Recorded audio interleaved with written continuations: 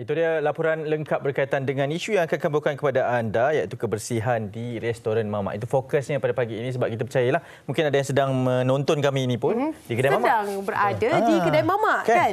Tak kira di mana sahaja Mamak yang anda berada, kita nak bawakan sebenarnya lebih kepada kenapa walaupun isu ini sering kali menjadi tular tetapi masih lagi berlaku. Adakah itu video-video lama yang sering kali dikembalikan?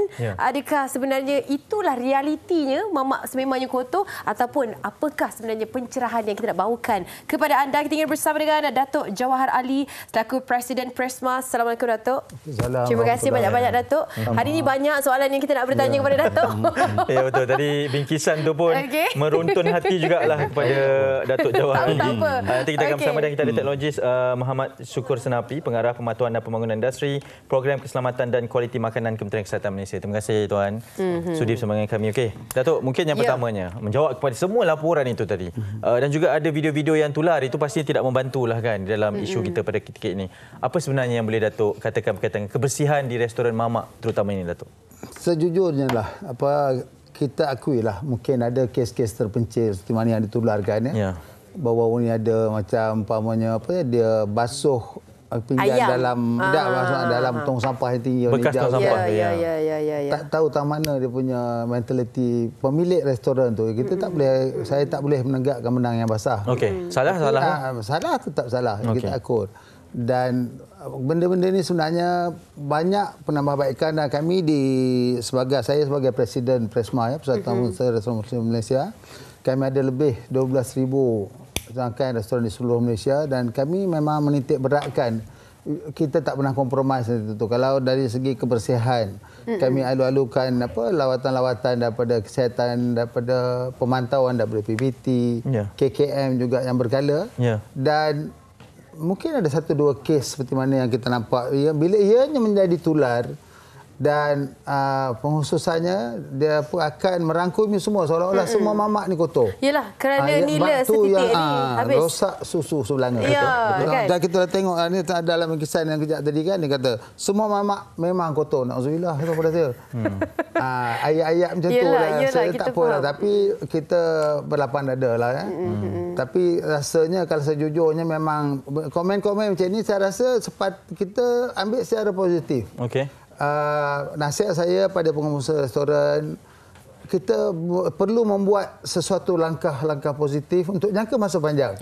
Kalau saya umpamanya di premis saya ada satu pegawai saya, penghususannya kerja dia memantau. Memang ada?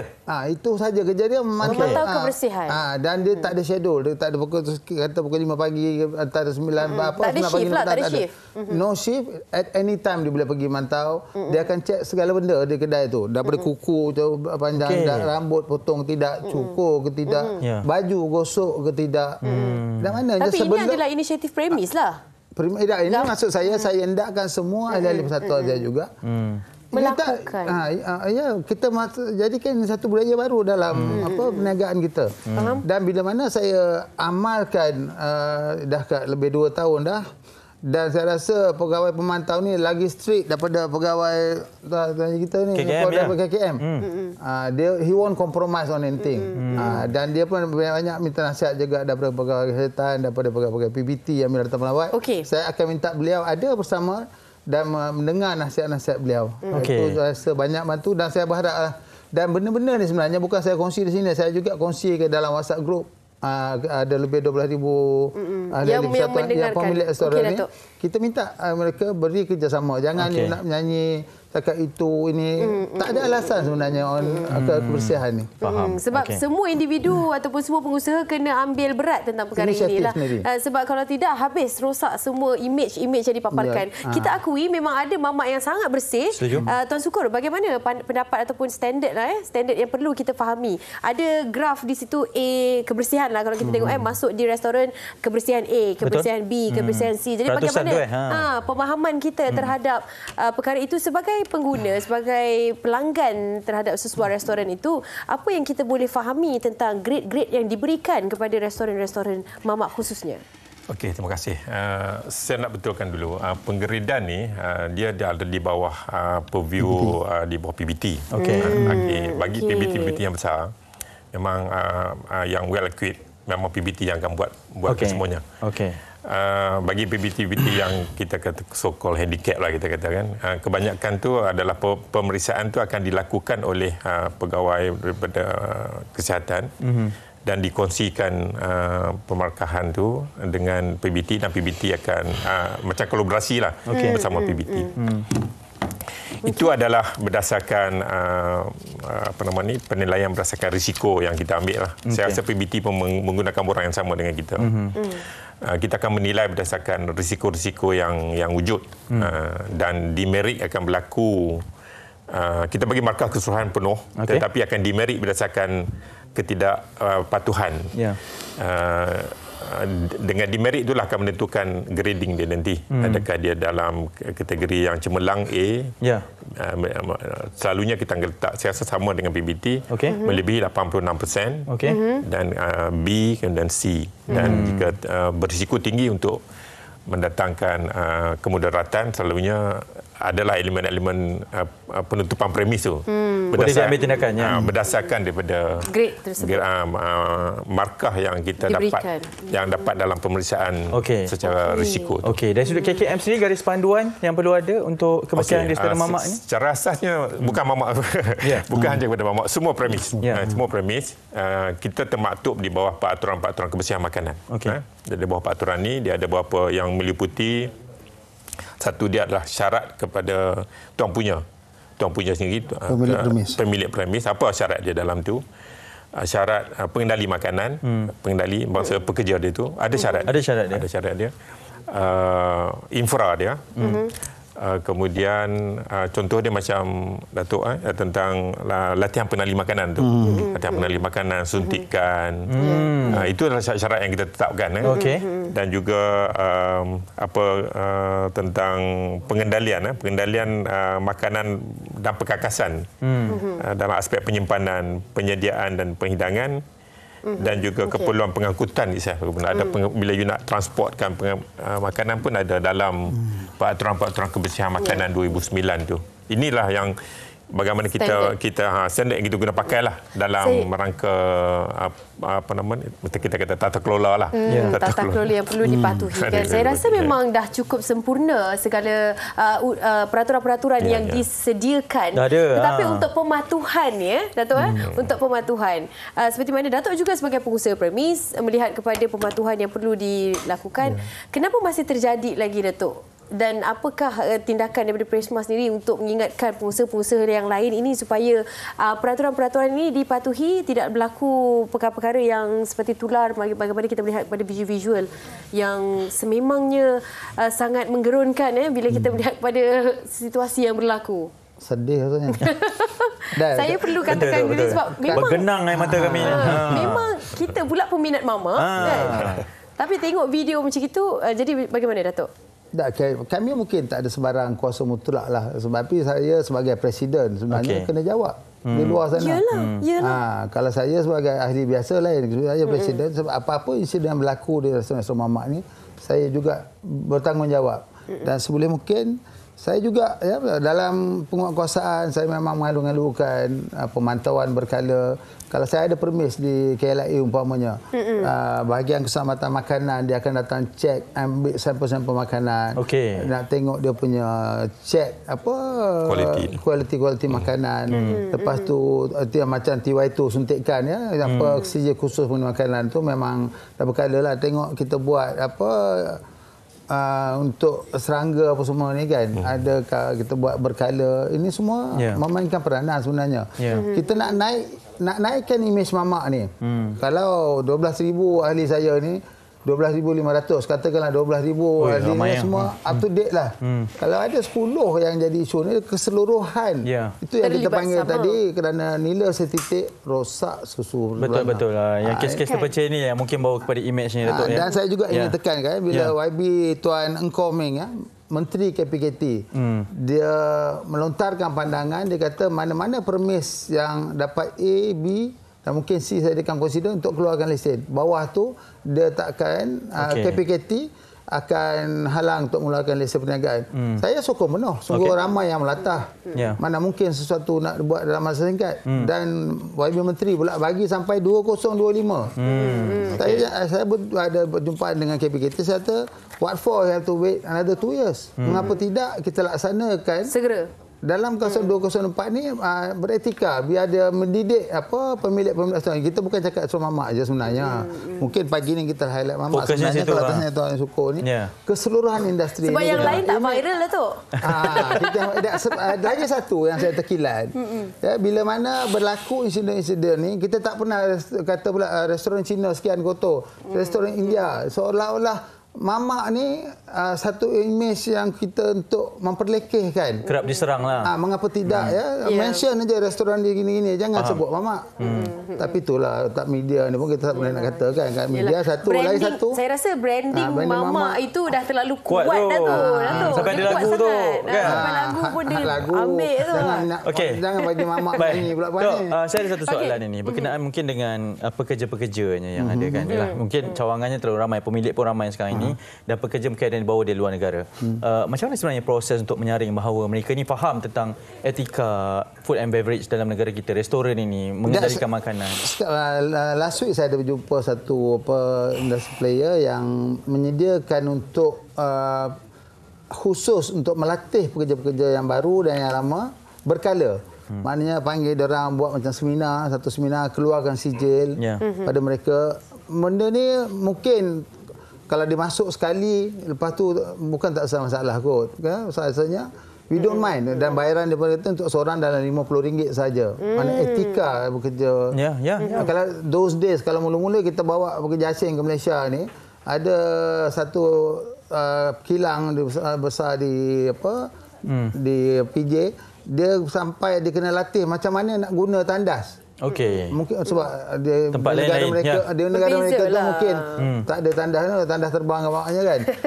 Tidak maksud saya itu juga keperluan memang ada dan mengikut kita akui kepada tuntutan kita lah. Dan saya juga kalau orang tanya saya macam mana Cik Niaga boleh maju, pada saya cukup senang. Kebersihan, mutu makanan yang kita sediakan.